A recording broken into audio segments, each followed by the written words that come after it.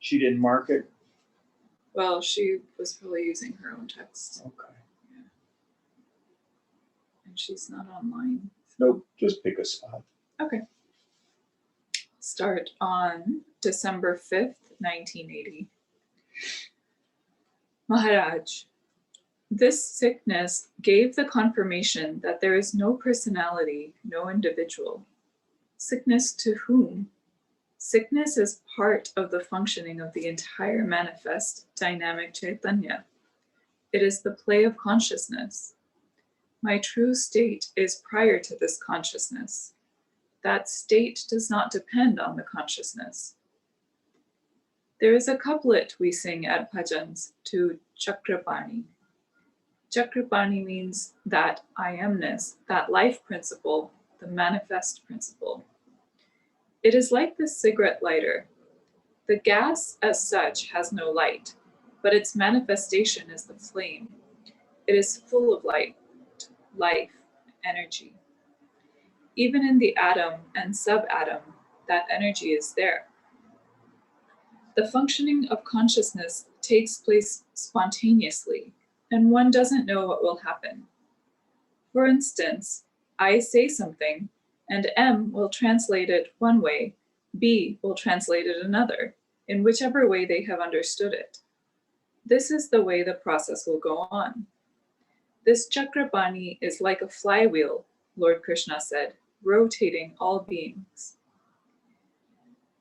That energy which moves all things in the waking state is latent in deep sleep. How long is one unaware of awareness? One doesn't know. All right, let's stop there a bit. So finally, I found out the word that Maharaj is using and translated as consciousness. It's Chaitanya. That's the word that he's using, which literally translated means consciousness of something. So, for example, all the brahmacharis in the Chinmaya mission. So, for example, the young man in San Jose, we call him Soham, but actually the name that's given him is Soham Chaitanya. Or my dear friend Arpita, she was Arpita Chaitanya, or Aniketa Chaitanya. So it means the consciousness of. It's another way of describing chitta, the stuff of mind that forms into sense perception, feeling, thought, memory, imagination, etc. So there's a distinction between Chaitanya and Chit. Chit is the awareness that illumines consciousness. And again, what Maharaj is saying, that Chaitanya is the Chit appearing as name and form. So all it is. My favorite definition of the word Maya is that process whereby the impossible seems possible. How is it that consciousness, Chit, which is Vijnana Ghanam, a homogeneous mass of sentience that is Kutusta, stable, unmovable, seemingly forks to subject, object. It's impossible. Yet it seems to happen. What appears as mind, what appears as the world, like a hologram. And the potentiality for everything is in that. So his disease at the level of the body and the mind's reactions to it. It's all like a long dream. The self is ever beyond that, never touched.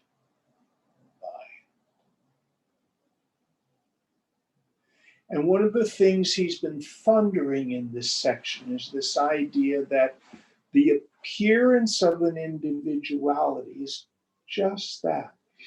It's as if you were on the bank of a river and you saw an eddy with maybe a leaf caught in it. Is the eddy anything in any way apart or different than the flow of the river? Can we even say the eddy is the thing? You can't reach down and pick up the eddy. So what seems to appear as an individual is like the eddy in the river. It's all it is. So what is the river? The great movement of divine energy happening everywhere, all fulfilling its perfect function, its perfect place. Any thoughts on this?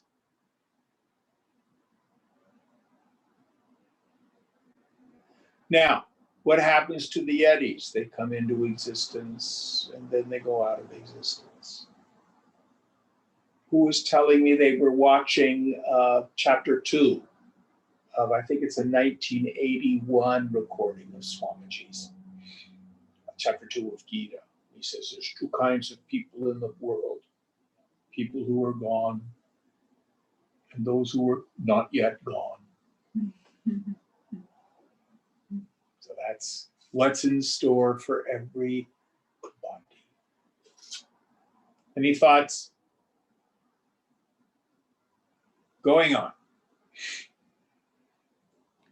That energy which moves all things in the waking state is latent in deep sleep. How long is one unaware of awareness? One doesn't know, but suddenly consciousness arises. Does anyone think along these lines? Is it not amazing that consciousness, which might remain latent for any length of time, suddenly arises spontaneously? So this is a description of deep sleep. In deep sleep, it's like closing your eyes. Are you blind when you close your eyes? Or are you seeing the back of your eyelids? If you were blind when you opened your eyes, you wouldn't see anything. Close your eyes.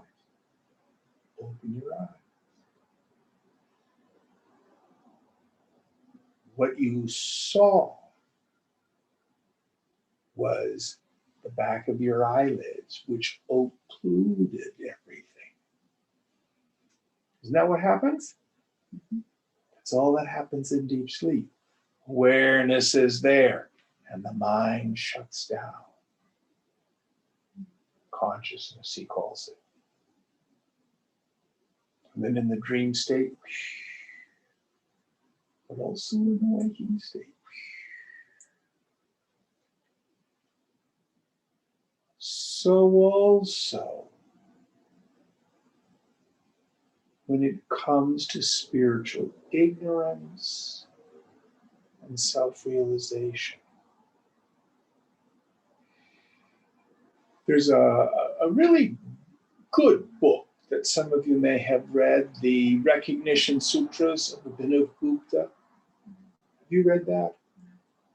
There's a translation by Christopher Wallis, Wallis, which is really quite good. But their paradigm for the movement of this Chaitanya, this consciousness, he says there are 5 powers. In Dante, we usually think of 3 mind states. He calls them 5 powers. There's the initiating power. Brahma. Things come into existence. There's the sustaining power. We would call it Vishnu. Then there's the dissolving power, Rudra.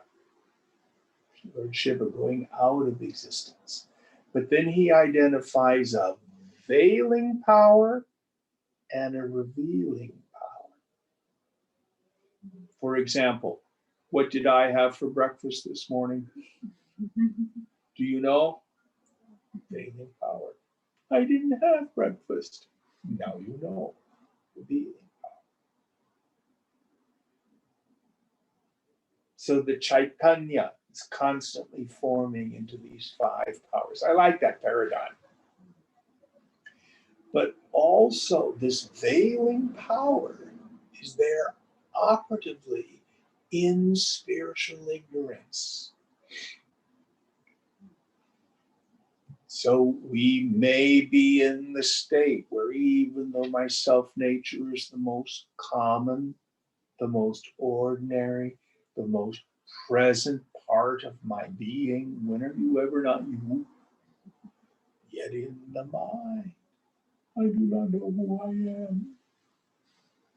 I'm my body. I am miserable. I am happy. I am sick. I am well. Then revealing power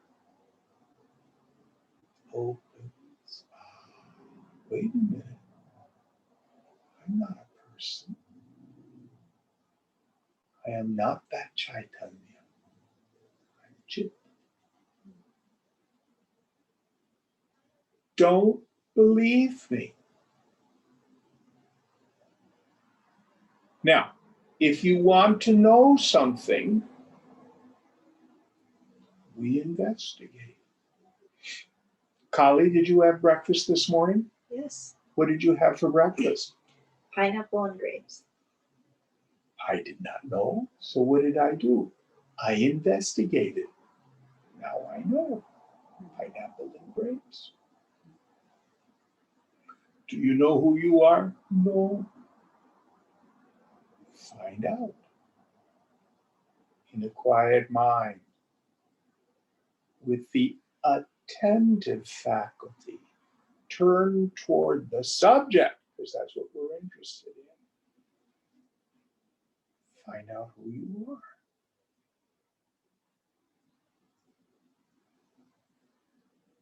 Any thoughts on this? Going on. Questioner. Is universal consciousness ever aware of itself as universal consciousness, or does it become aware only when there is a form? Maharaj. Awareness is not aware of its awareness. If you get too much involved in what I am saying, you will throw away the books you are writing, everything. Questioner. I will finish the books, then I am finished. Maharaj. To Jean Dunn. You have promised me that you will complete the books. Universal consciousness will not write the books. How will you write the books? Questioner. It will happen spontaneously. Yes and no. I had a dear friend who had a wonderful slogan. God doesn't do windows. If your windows are dirty rather, pray all that you want. And then some person will have to clean the windows. Is that making sense? So if the book is to be written, someone has to write it. And it is the Chaitanya working through that person as that person. One of the little sayings I like to say, God doesn't operate at us and to us, but as us and through us. There's a great Christian saint, Teresa of Avila, and she wrote this wonderful poem that Christ has no hands or feet but yours. No eyes that look compassion on the world other than yours, etc. Beautiful poem.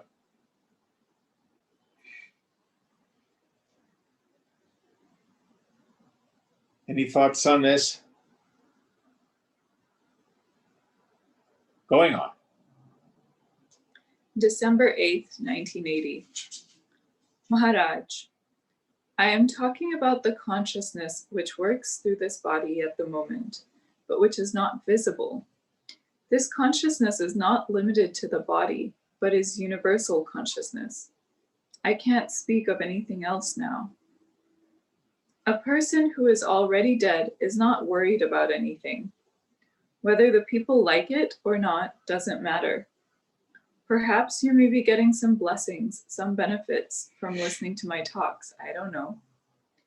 All my actions are the actions of universal consciousness appearing to work through this body. So, on a practical level, what he's saying is when we have silenced raga and dvesha, my passion for things, my aversion for other things, when I don't give a flying F, when we're empty. Does activity stop? No. Universal consciousness then functions through us. It's what the prophet Isaiah called the still small voice.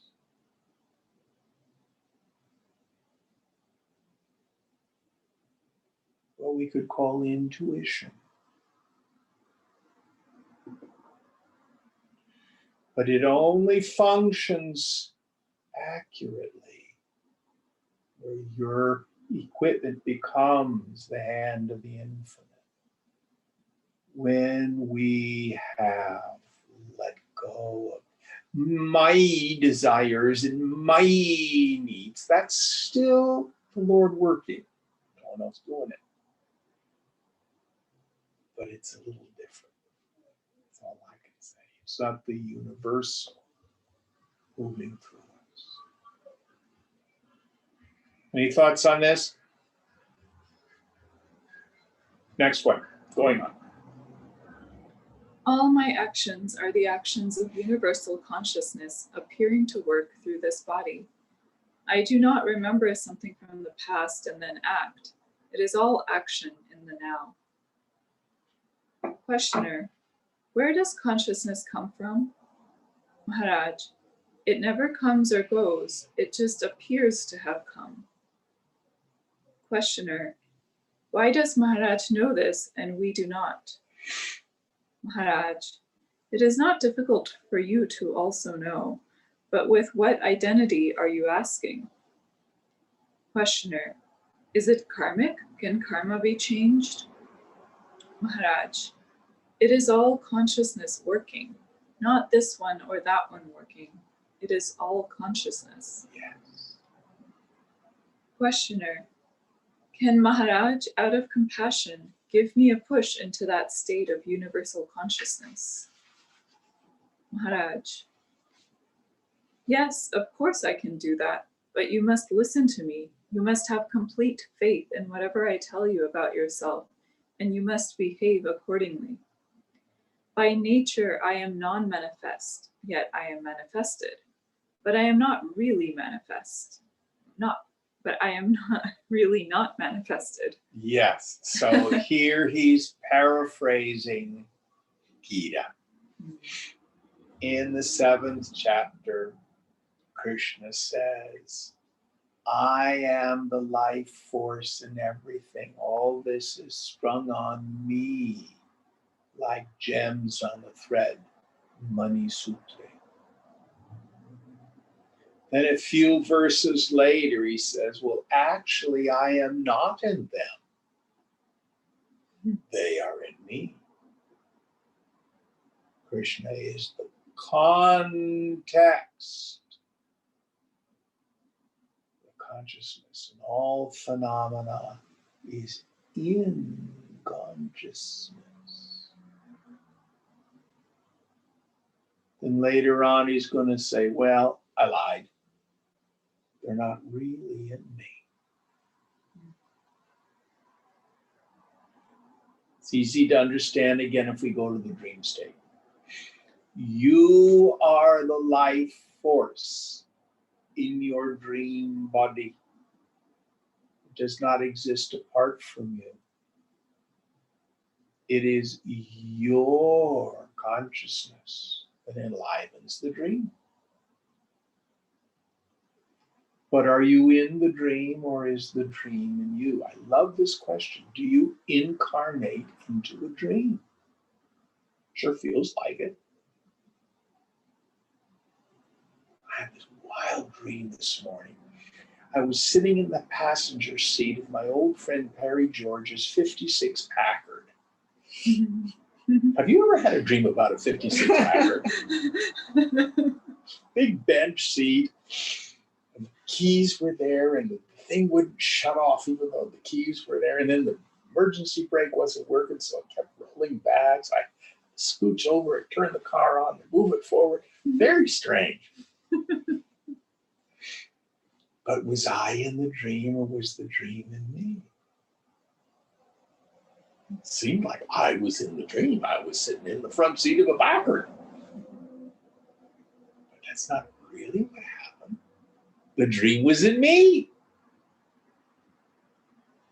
But I didn't wake up in the morning with a 56 Packard in bed with me.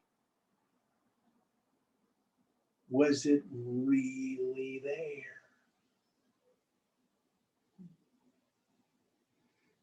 Did it exist? Does it not exist?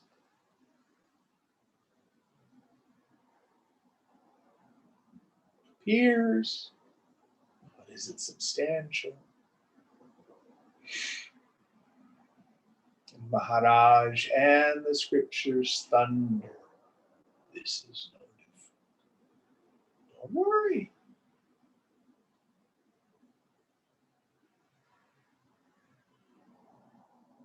Because the ground of being is never touched. And each of us has to come to that direct experience ourselves, meaning through your day. Stop for a moment. Chill. Look behind your eyes. Did this change me?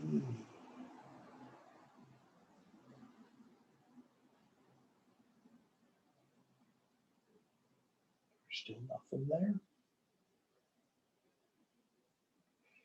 Yet that no-thingness shines as bhava, being.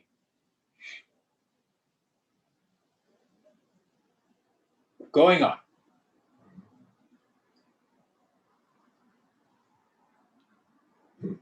By nature, I am non-manifest, yet I am manifested. But I am really not manifested. Can you live like that as the non-manifest? As long as the attribute is there, the quality of the attribute, the I am, is there. Therefore, I can speak like this. If it goes away, what happens? The sense of I has come and has gone, that is all. I am not going to die. One who has rejected this identity will understand. Questioner, Maharaj said that he is not going to die? Maharaj, how can one who is not born die? Yes. When people first learned about this illness, those who have affection for me came to talk to me or wrote to me, giving advice and medicine. Whatever is to happen will happen. I have no interest. I don't have fear, so I don't have to do anything. It is quite in order that those who have affection for me write and come to discuss things with me. I don't listen to them, and that is also quite in order, because I am not afraid of anything. You are asking, who am I? And you are not going to get an answer, because the one who will get the answer is false. You may have an idea, a concept, and you will think you have found yourself, but that is only a concept. You can never see yourself. Questioner. And see, this is the thing that's so tricky. No one has ever seen their eyes. But no one says, I've never seen my eyes, therefore I cannot see. I have no eyes. That's not our conclusion. No one has ever seen their self as an object. And you know you are.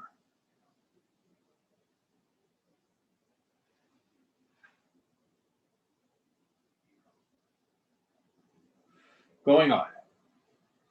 Questioner. What is Satchit Ananda? Maharaj. It is words. You can take it that Satchit Anand is the limit which your mind can describe of that state which cannot be described. Your true state is non-manifest. So, Mark, are you aware of the meaning, the dictionary meaning of those words? Yes. Okay.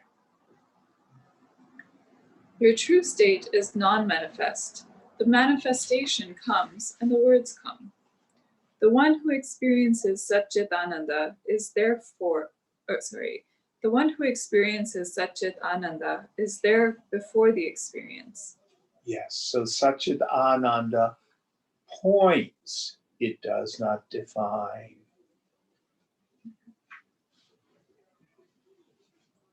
But you are the direct experience of that which is indicated by Satchitananda. Jim, I have a question about Satchit Ananda. Please. I understand Satchit and Ananda. I think you've various described it as no pain enters there, but No sorrow. no sorrow. Okay, but is it something that only applies to the sentient beings who can experience sorrow, whereas Satchit being consciousness? It is another name for pure consciousness. Okay. The literal meaning in Sanskrit is bliss absolute. Okay. And people get confused because they see Mahatmas like Ramakrishna who's lost in ecstasy. Oh, that's Ananda. I want that. I want that. But that's a mind state Right. which comes and goes. Right. So the thing to understand, we call the self Ananda, the fountainhead of all joy. Because when the mind stops its projecting, when the mind comes home, it becomes blissful. For a sentient being. I don't know what a stone is feeling, but its being is existence, consciousness, and bliss. It's the best we can do as a description. But these three words describe the self, which is changeless.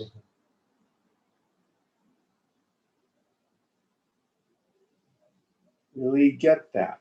Whatever Ananda is, you are already experiencing it. Do you have a crappy day today? Oh, yeah, my day is just crappy. You are experiencing Ananda. Do you get that? Your mind may not be getting Brahmananda rasa, the juice or the taste of bliss. You may not be having Atmaramana, reveling in the sun. But yourself is bliss in the midst of misery. Perhaps the best image is we can look at the surface of the ocean, and during the storm, the surface is turbulent with waves and wind and stuff like that.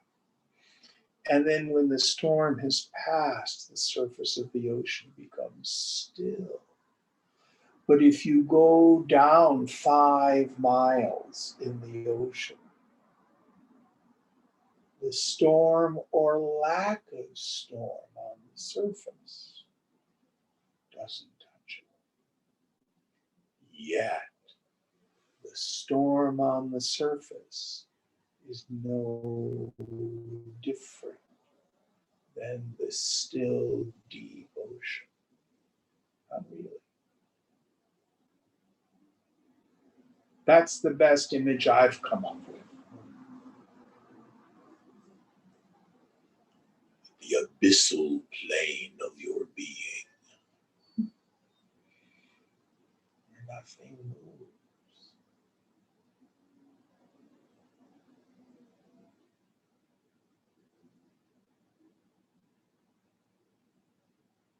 Is that useful? Mhm. Okay.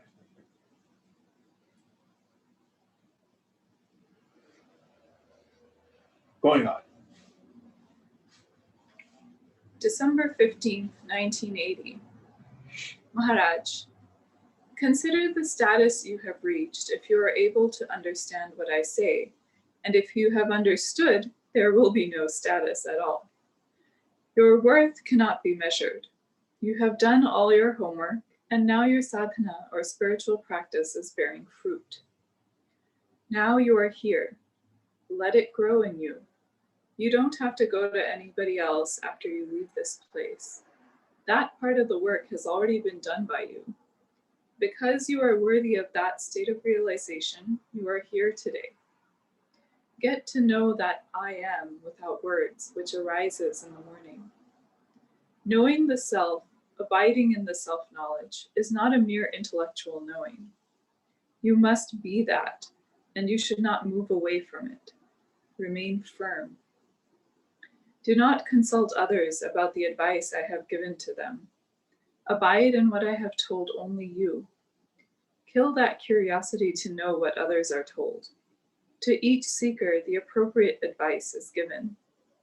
Unless you abide in your own true nature, you will not be able to gauge the depth of another's nature.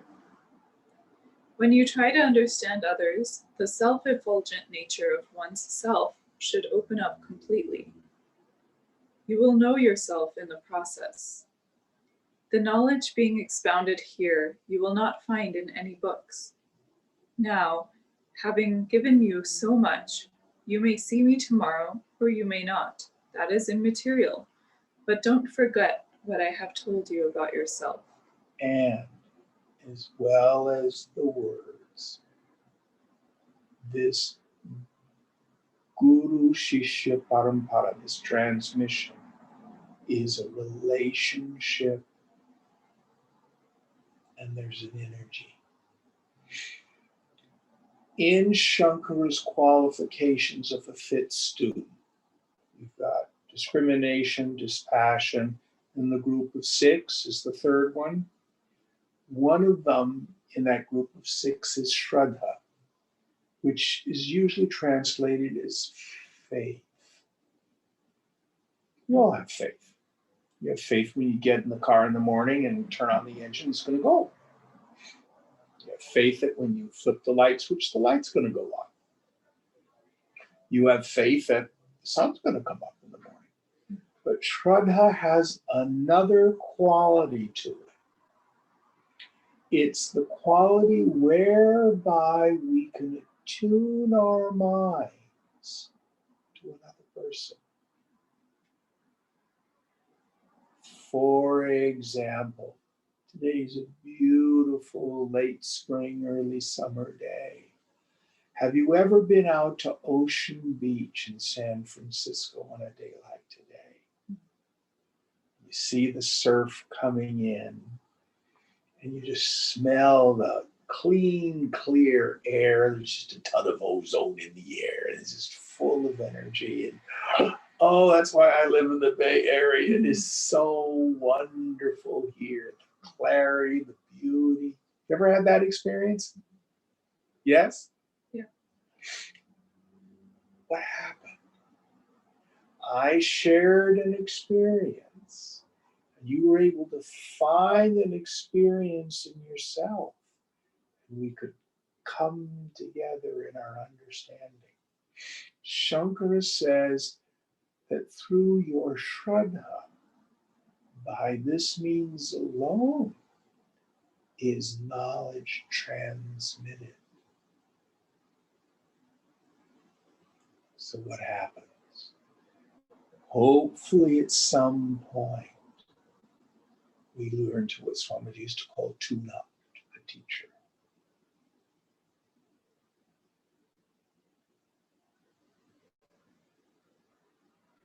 And then the teacher endeavors to tell us what we're experiencing while we are experiencing it. Jnanam, vijnanam cha.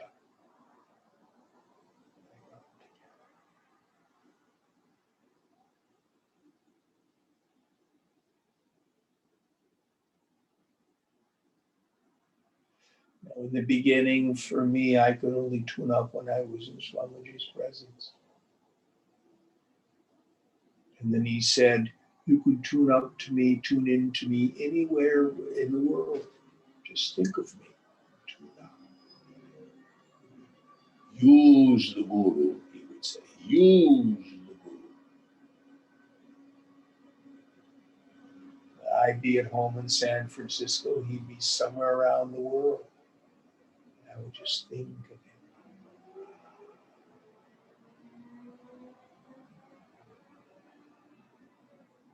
And I realized it was a trick. He showed me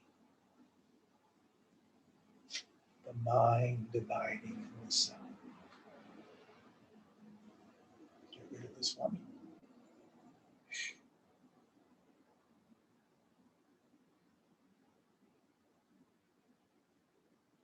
So that's what Maharaj is talking about.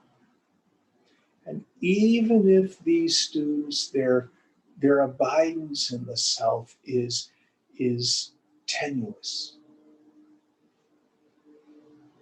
your soul never forgets it. And it lights up your mumukshutva. You want to come home to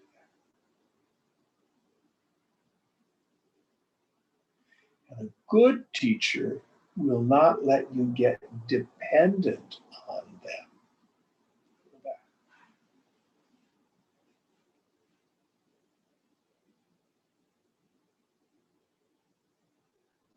Gurus like the training wheels on your bicycle. At some point, take them off. And you're free to ride. Any thoughts?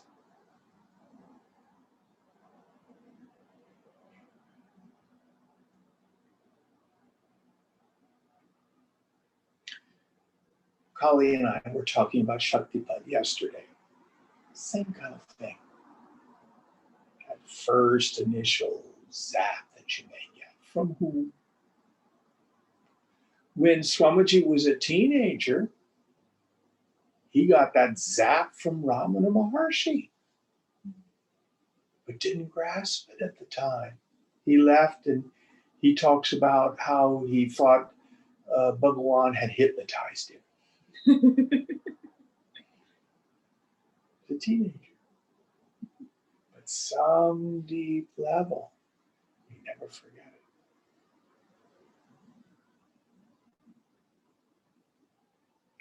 Going on.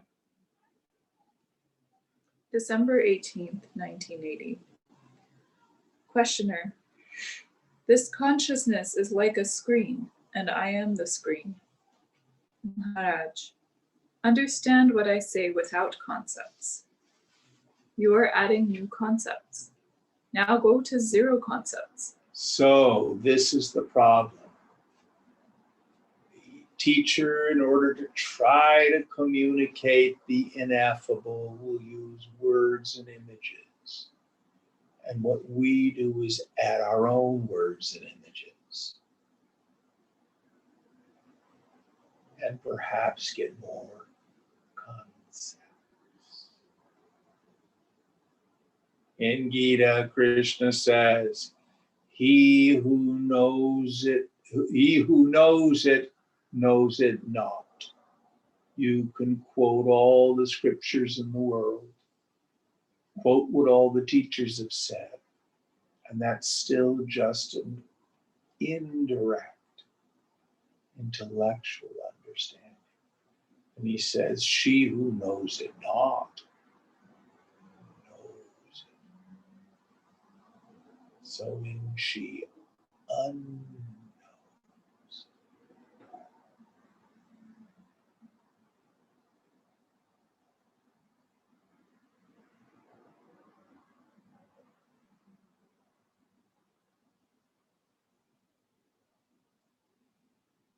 Going on.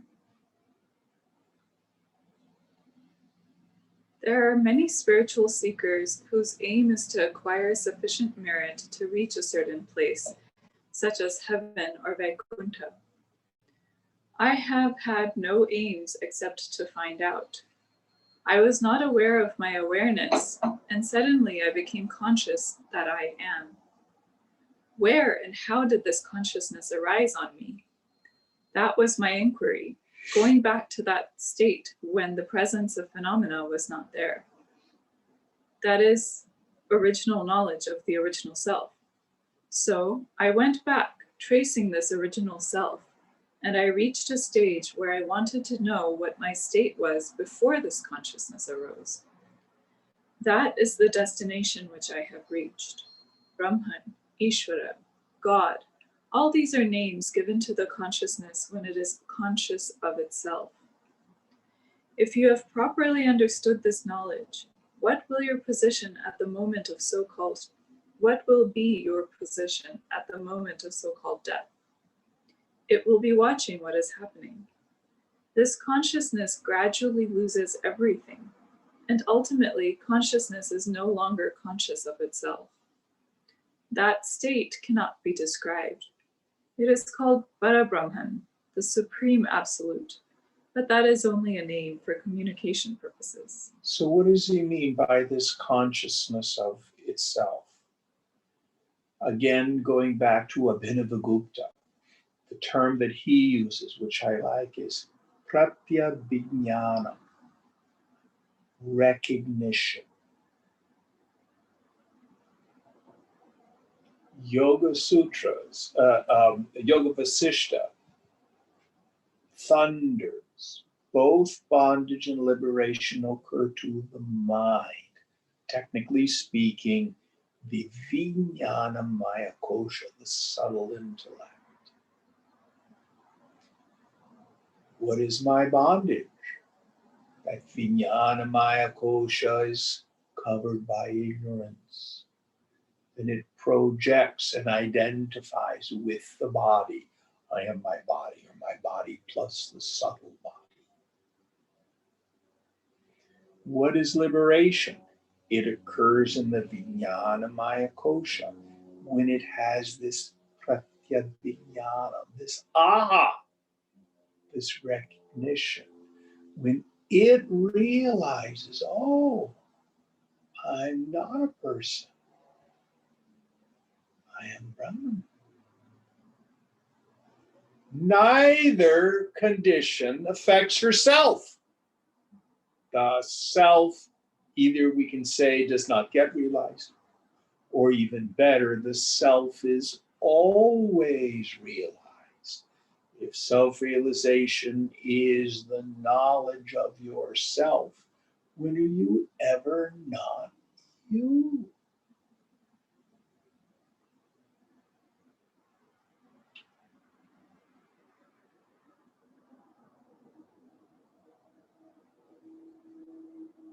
So what he's saying now, there is a state when the mind wakes up, the buddhi becomes Buddha. Yes, I know. Aham Brahmasmi, I am Brahman. Who is it who's thinking that? Now drop even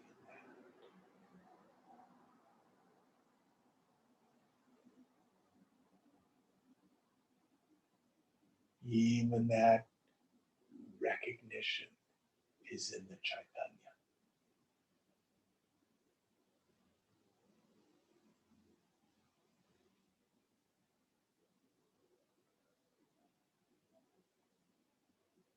But you are not in the Chaitanya. You illuminate.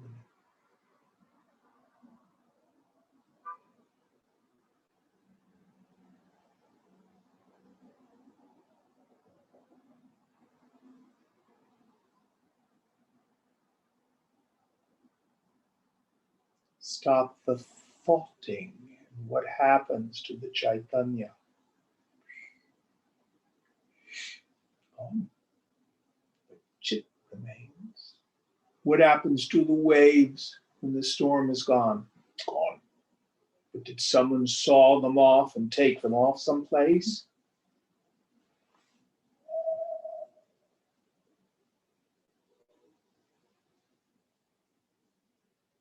Because they were only the ocean appearing as the waves.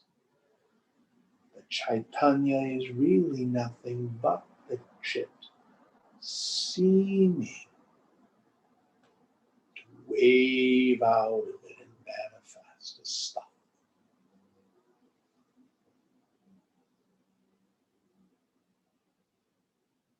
Going on.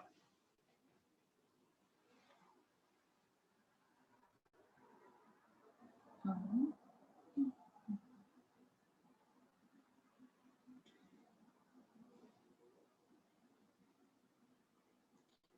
It is called the Parabrahman, the Supreme Absolute, but that is only a name for communication purposes. This line of inquiry started when I noticed that from the moment one wakes up until one falls asleep, one is very busy doing something or the other. What is it that compels us to do these things? Because of what does this go on? Then I came to the conclusion that it is my beingness, the fact that I am conscious of existing, which is working throughout the day. That was how my inquiry started. In the body, the indwelling principle is the consciousness. Abiding in the consciousness, it became all manifestation. Now, transcendence of the consciousness has also occurred. With the appearance of consciousness, the Absolute knows it is I am. This is the experience. There are other experiences now in this time factor, but experiences are gradually dropping off, including this primary experience, I am. It is only the consciousness that is going to disappear. The Absolute is always there. What a fall, the perfect state caught up in these experiences and trying to derive certain benefits out of the experiences. Questioner: is it spontaneous? Maharaj: yes. Whatever experiences were happening in this field of knowingness, the ultimate principle got caught up in that. It accepted some experience as itself. Accepting experiences as the truth, it gets more and more involved. So the shift happens in the Chaitanya, in the mind. It is the mind that's in ignorance.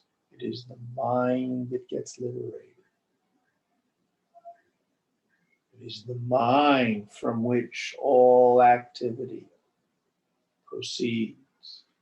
It is the mind that has the apparent impressions from the past.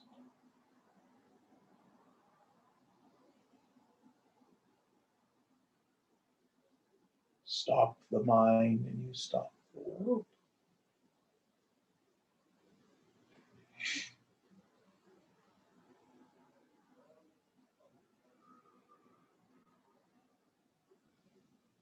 Give up desire, and the mind ends.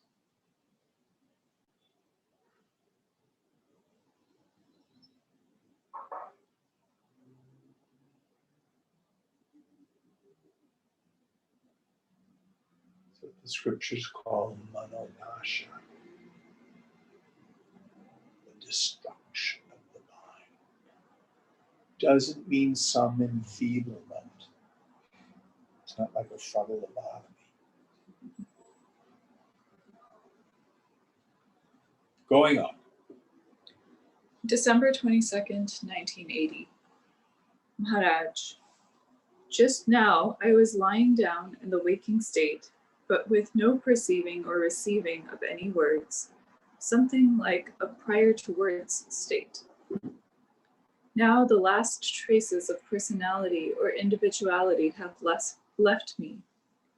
Last year I used to talk to people with a certain affection, but that is not available now. My dwelling place in the grosser world is gone now. Presently it is in the subtler sphere, as in space. The effects of these talks is that you will stabilize in the very source from which the words sprout.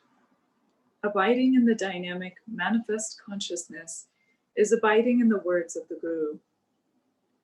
The meaning of the mantra I have given you is that you are the manifest dynamic principle, not the body.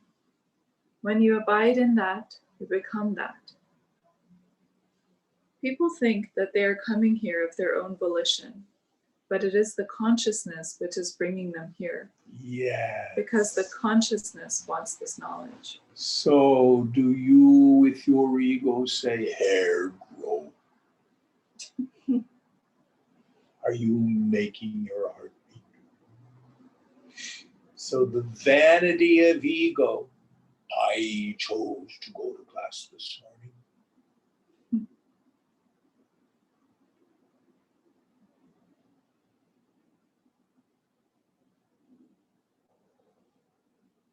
I was talking with my friend Ron. When Ron was in high school, he was the drum major of the high school band. Remember what a drum major is? They march in front with the stick going like that. Nobody ever pays attention to the drum major in the band. It's all just for show.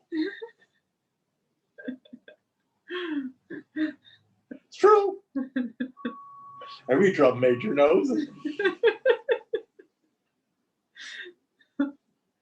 They're feeling the cadence as they're walking along, you know?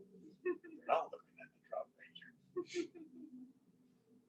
Your ego is like the drum major.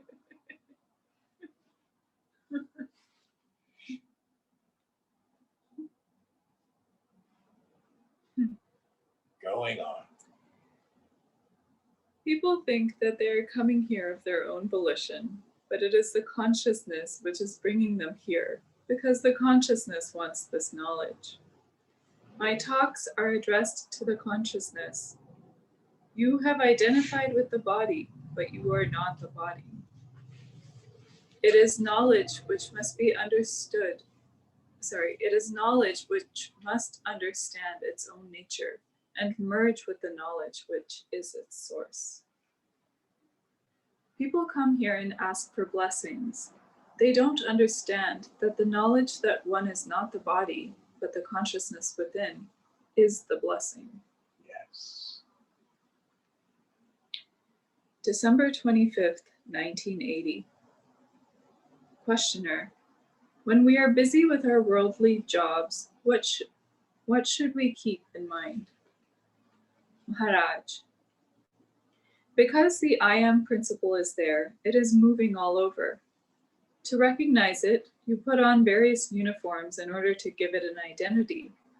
But that principle is already there, and because of that principle, you are engaging in various activities. Unless you wear the uniform, the body, you will not be able to conduct any activities. This knowledge is meant for the Ishvara principle, which is presently caught up in the illusion that it is the body-mind. You have accepted the identity of the uniform, and that identity becomes your ego. Ishvara is the manifest principle by which all activities are carried on. It has no form. The forms are given because of the five elemental play. So the word Ishvara has as its root, Ishvara just means the Lord. That's how we usually translate it. The dude who's running the universe. The root is Ichati. Is there a similar root in Hindi? Icha, which means desire. It means to will in Sanskrit, or to intend. Let's see. Or auspicious wish. Yeah. Subhecha. Auspicious wish.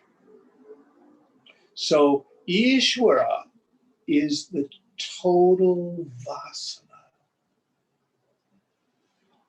that by which everything moves from infinite potentiality into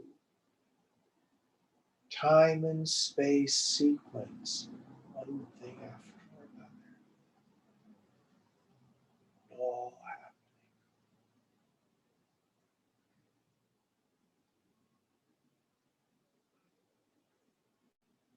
The way Swamiji used to say, it's a cosmos, not a chaos.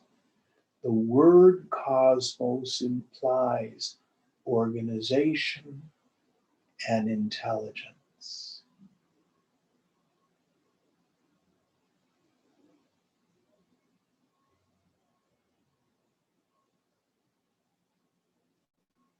So funny, some people will do the prayer, not my will, but thy will be done. Dumb. When is it ever not God's will?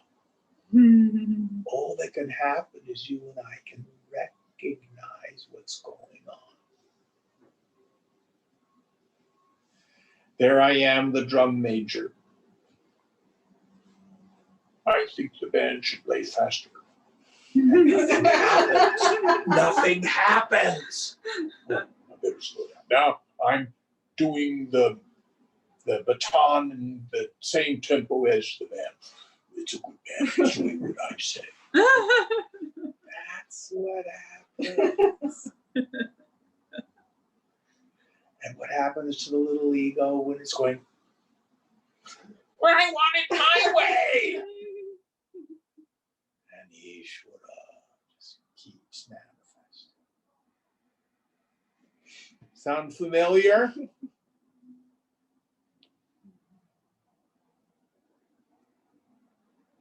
Going on. Ishvara is the manifest principle by which all activities are carried on. It has no form. The forms are given because of the five elemental play. Now, that principle gets completely lost in the uniform and is recognized by the uniform only. You have the fear of death because you fear losing your identity, the body. Since the uniform is available to you, by all means, use it. But understand that you are not the uniform. Questioner: what does one do when the uniform gets troublesome? Maharaj: recede into your own self.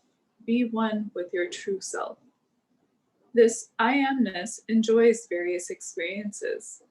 It becomes a beggar or a king. Is this body eternal? The body has been changing all during your life. Which identity is you? Questioner: I identify myself with the body. I know that. Maharaj: who? Questioner: I do. Maharaj: give me a photograph of the meaning of that word I. You can't. That principle has no name or form or shape. My firm conclusion is that whatever is done through the uniform is perishable. It is not going to remain. Which uniform has any permanency? Once you know that you are not the form or the name of that uniform, it is all over. Suppose you have hoarded some 1,000-rupee notes, and suddenly the government order comes that they are all invalidated. I'm sorry, you were laughing and I couldn't hear you. Suppose you have hoarded some 1,000-rupee notes, and suddenly the government order comes that they are all invalidated. Okay. Once you discard this, we were laughing because that actually happened recently India? in Yeah. India. Oh my God. Yeah. Once you discard this I amness uniform, what remains is the Parabrahman. That which is eternally current is the Parabrahman. Questioner, will Maharaj help me discard my uniform? Maharaj, what is the need? It is not eternal. It never was. Questioner, we have not discarded ours. That is the problem. Maharaj, now tell me, when the knowingness was not there, what experiences did you have? That little touch of I amness, and you felt the existence of yourself and the world.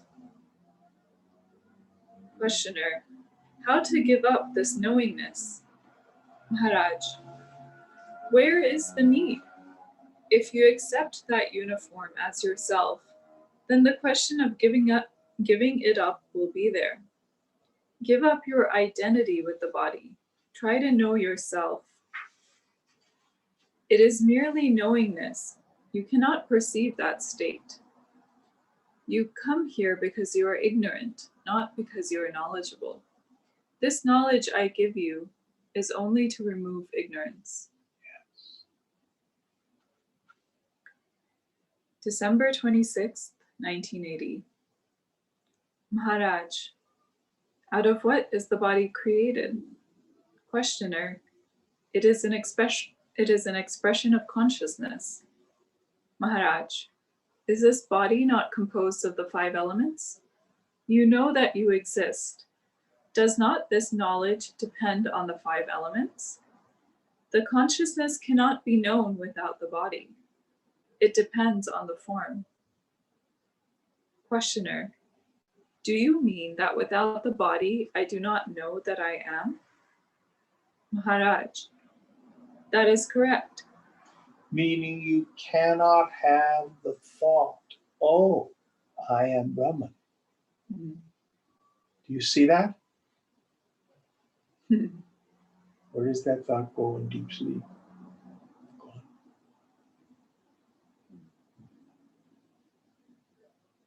Both bondage and liberation occurred at the mind. And hear what he's saying. Again, in yoga, we do not have the Western Cartesian split of mind and body. Mind and body are essentially the same thing. It's like an iceberg that has a visible and an invisible part. The body is an instrument for the realization of the self. That's what it is. Going on. Questioner, do you mean that without the body, I do not know that I am? Maharaj, that is correct. From your own experience, not what you have heard or read, can you know that you exist without the body?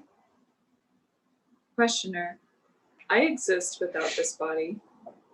Maharaj, forget about what you have read. When you did not have the experience of this body, did you have the experience of being? Questioner, my English is not very good. I cannot express it, but I know I am. Maharaj, before you were born, could you have felt or sensed or known that you exist? A jnani is freed because he sees that the body is made up of the 5 elements, and it works according to the nature of these elements. I see that body, but I am not concerned with whatever the body does. There is nothing in it with which I can identify. The essence of the combination of the 5 elements is the sense of being, of existing. It has all come simultaneously. I have no part in it. Feeling that I am present depends on having a body. I am neither the body nor the conscious presence. In this body is the subtle principle I am. That principle witnesses all this. You are not the words. Words are the expression of space. They are not yours. Still further, you are not that I am. Questioner, what am I then? Maharaj, who is asking? Questioner, there is nothing here, no I? Maharaj, who is asking this? Questioner, there is a sense of something. I don't know what it is. Maharaj, if you feel that sense of something, can it be the truth? When this consciousness goes into oblivion, who is to say what that state is? Questioner, I don't know. Maharaj, because your I amness is not there, you do not know yourself. When you began knowing that you are, you did a lot of mischief. But when the I am is not there, there is no question of mischief. Questioner, is the I am there all the time as long as my body is there? Maharaj, the I am is absent only in the state of samadhi, when the self merges into the self, the capital I get it. S self. Yeah. Otherwise, it will be there. In the state of a realized person, the I am is there. He just doesn't give much importance to it. A jnani is not guided by a concept. Questioner, do we have a Okay, relationship? let's stop there. Did you start at a new page? Yeah. Okay, where are we? There's just like 4 sentences. Can I finish Oh, that? please, okay. Questioner, do we have a relationship, Maharaj, when I think I should be here with you? Maharaj, the very thought is the relationship. Questioner, the intensity of my longing to be here made me wonder if Maharaj thinks of his disciples. Maharaj, I think of them more than you know. That's it.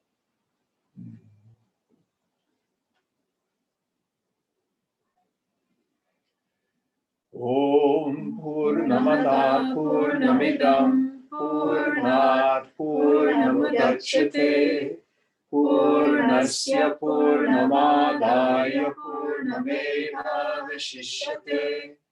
Om Shanti Shanti Shanti Hari Om Shri Guru Namaha Hari Om.